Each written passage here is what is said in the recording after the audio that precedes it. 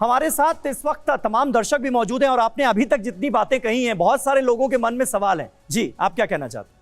सवाल क्या है? I want to ask, did Osho ever mention, हाँ मैं ये पूछना चाहता हूँ कि ओशो ने क्या ये मेंशन किया था कि एनलाइटनमेंट जो है वो मेडिटेशन के थ्रू पाया जा सकता है, और यदि हाँ तो what is the meaning of enlightenment? Enlightenment का अर्थ क्या है? जी, मेडिटेशन का अर्थ होता है अंतर्मुखी होकर स्वयं को जानने का प्रयास। हु एम आई, मैं कौन हूँ। और जब इसको हम खोजने में जाते हैं, हमारे भीतर चेतना का स्तर ऊंचा उठता जाता है, वी बिकम सुपर कॉन्शियस, और अचानक हमें एहसास होता है कि शरीर में नहीं हूँ, ये मन के विचार में नहीं हूँ, ये हृदय की भावनाएं भी मैं नहीं हूँ, मैं तो वह शुद्ध चैतन्य हूँ जो इन सबको दूर से जान रहा है।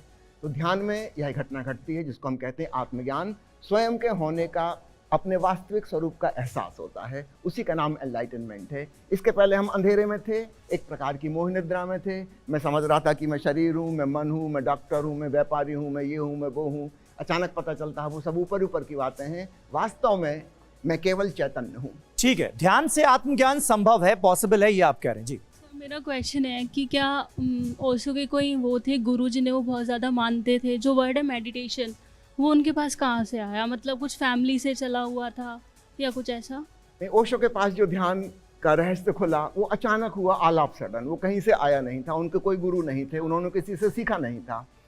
ठीक जैसा महर्षि रमण के जीवन में हुआ, अचानक एक दिन वो स्टूडेंट थे उस समय, और रात को उनको लगा कि जैसे मैं मर रहा हूँ, और उन्होंने स्वीकार कर लिया कि ठीक है, देखते हैं क्या होता है मरना।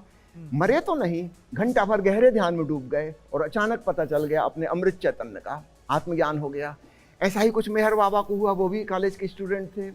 अचानक एक दिन कुछ हुआ, वो कोई साधना नहीं की थी, किसी धर्म के अनुयायी नहीं थे, किसी को मान के नहीं चल रहे थे। ठीक ऐसे ही ओशो अपने बचपन में नास्तिक विचारधारा के थे, वो किसी धर्म का पालन नहीं कर रहे थे, वो कहीं कोई पूजा पाठ नहीं करते थे, किसी से प्रार्थना नहीं करते थे। एक दिन अचानक कुछ हुआ, है ना, कि वो जो विचार विचार विचार चल रहे थे, एक इतना क्लाइमेक्स आ गया चिंतन मनन का, अध्ययन मनन का, मन थक गया और मन बंद हो गया। ठीक है। And suddenly he became thoughtless awareness, और उन्हें आत्मज्ञान हो गया। ध्यान में हम उसी थॉटलेस अवेयरनेस में, निर्विचार जागरूकता में जाने का सजग प्रयास करते हैं। ओशो को वह एक घटना अपने आप घटी थी, वो कोई जानबूझ के ऐसा ध्यान नहीं कर रहे थे। ठीक है, ठीक है, चलिए अब हम अगले सवाल का रुख करते हैं, और ओशो की पूरी जिंदगी से जुड़ा ये सबसे विवादित सवाल है जो अब हम लेने जा रहे हैं, आपके सामने है वो सवाल। शिविर में ड्रग्स और सेक्स के दावों का सच क्या है? क्या ये खुलेआम ओशो की सहमति से होता था? इन सब में ओशो की रजामंदी थी? स्वामी जी, देखिए, एक साइकोथेरेपिस्ट यहाँ बैठी हुई हैं, ये खूब अच्छे से मेरी बात को समझ पाएंगे। लोगों की मुख्य समस्याएं क्या हैं? हीनता की भावना, सेक्सुअल परवर्सन, सेक्सुअल डिप्रेशन, क्रोध की बात, गुस्सा भरा हुआ है भीतर, फिर भी क्रोध बढ़ता चला जाता है। नेचुरली इनका कुछ तो चिकित्सा करनी होगी। प्रकृति ने हमें जैसा बनाया है, हमको काम, क्रोध, लोभ, मोह, ईर्ष्या, द्वेष, अहंकार ये सब दिए हैं। हमारे भीतर ऑलरेडी बीमारियां मौजूद हैं। इसका क्या इलाज होगा? कुछ तो करना होगा। सिर्फ उसको इग्नोर करने से तो बात नहीं बनेगी। आदमी के अंदर सेक्सुअलिटी है, प्रकृति प्रदत्त, हमको उसको एक दिशा देनी होगी, वो एक क्रिएटिव फोर्स में चेंज हो जाए। ठीक वही बात क्रोध के साथ करनी होगी। तो ओशो के आश्रम में साइकोथेरेपी सेंटर थे, 100 से ज़्यादा मनोचिकित्साएं चला करती थीं। उनमें से 2 मैं जिक्र करना चाहूँगा। एक क्रोध को मिटाने के लिए, वहाँ पर 25-30 लोग जिनका म्यूचुअल कंसेंट है कि हम आपस में क्रोध करेंगे, मारपीट भी करेंगे, कोई बुरा नहीं मानेगा, है ना, म्यूचुअल कंसेंट से होगा, ताकि भीतर जो दवा है वह निकल जाए और उससे मुक्ति मिले, और फिर बाद में बहुत घनी शांति का एहसास होगा और ध्यान में डूबना आसान क्या हो इसी जाएगा। सोच के साथ अमेरिका में ओशो के आश्रम में एक न्यूड क्लब बनाया गया था, जहां पर सारे लोग नग्न रहते थे, ओपन सेक्स की व्यवस्था की गई थी? क्या ये हकीकत है? देखिए, ओपन सेक्स की व्यवस्था नहीं थी, ओपन सेक्स से ऊपर जाने की व्यवस्था थी। जब आप नग्न लोगों को देखते हैं अपने आसपास, जो कि नेचुरल है, होना ही ऐसा चाहिए था, प्रकृति ने तो वैसे ही बनाया था, हमारे भीतर वो जो छिपी हुई सेक्सुअलिटी है, दमित भावना, वह समाप्त हो जाती है। आश्चर्य की बात है, हमारे भीतर जो दमित भावना है वह उघाड़ना चाहती है, दूसरे को खोल के देखना चाहती है, लेकिन उसकी तृप्ति जब नहीं मिलती तो फिर हमारी भीतर वह कुंठा बन जाती है, एक प्रकार की एक परवर्सन बन जाती है। काश इसका एक नेचुरल इंतजाम हो। अगर 50 लोग सहमत हैं, 50 लोग आपस की सहमति से एक न्यूडिस्ट क्लब में जा रहे हैं स्वेच्छा से, तो उनकी मौज है। अमेरिका में ऐसा होता है, हर शहर में न्यूडिस्ट क्लब होते हैं। रजनीशपुरम तो भी आप एक ये मान अमेरिका रहे हैं का कि शहर ओशो के आश्रम में भी न्यूड क्लब एक था, जी था। जहां पर लोग रहते थे, नग्न रहते थे। जी। लेकिन ये आलोचक लगातार ओशो के कहते आए हैं कि ऐसा इस वजह से किया गया, ये प्रबंध इस वजह से किया गया ताकि फॉलोअर्स जो हैं वो और ज्यादा ओशो के बढ़ें, लोग आकर्षित हो कि भाई यहां पर ओपन सेक्स की भी व्यवस्था है, यहां पर नग्नता भी है, यहां पर न्यूड क्लब भी है। ये सब दिखाकर अपनी तरफ आकर्षित करने की कोशिश की ओशो। ये क्या ऐसा? बेवकूफी की, ये इल्जाम बेवकूफी का है। ठीक है, ठीक है, ओशो सेक्स से पार जाने की बात कर रहे हैं।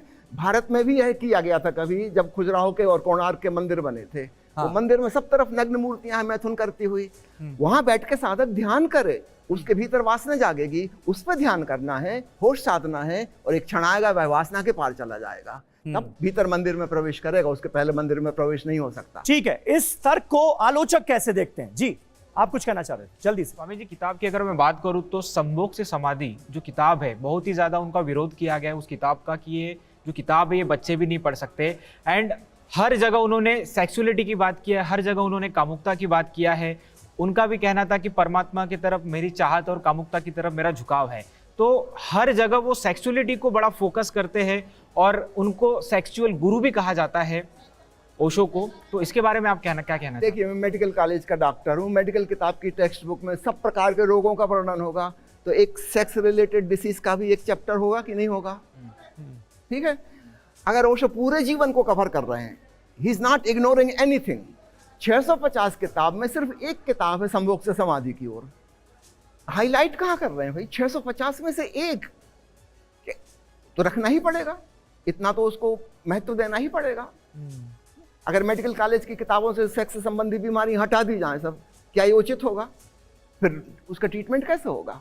ये हमारा रोग है, तो चूंकि हमारे भीतर काम दमन है, इसलिए हमें वो चीज उभर उभर के दिखती है। एक ही किताब इतने सारे उपनिषदों की व्याख्या की, लाओ त्सु पे बोले चीन के संत पर, जापान के जैन फकीरों पर सैकड़ों किताबें हैं, सैकड़ों, उस पर किसी की नजर नहीं जाती। तो ये आपके भीतर का काम दमन है जो आपको एक ही किताब की तरफ आकर्षित करता है। जो ओशो ने उसको बढ़ा चढ़ा के प्रस्तुत नहीं किया है। और यह किताब सेक्सुअलिटी के बारे में नहीं है, सेक्सुअलिटी से पार जाने के लिए है। उसका नाम ही है संभोग से समाधि की ओर। अगर एक किताब का नाम हो गरीबी से अमीरी की ओर, एक किताब का नाम हो बीमारी से स्वास्थ्य की ओर, तो किसके पक्ष में हुई, किसके विपक्ष में हुई है? गरीबी के विरोध में, रोग के विरोध में है, स्वास्थ्य के पक्ष में है, अमीरी के पक्ष में है। संभोग से समाधि की ओर किसके विरोध में है? संभोग के विरोध में है।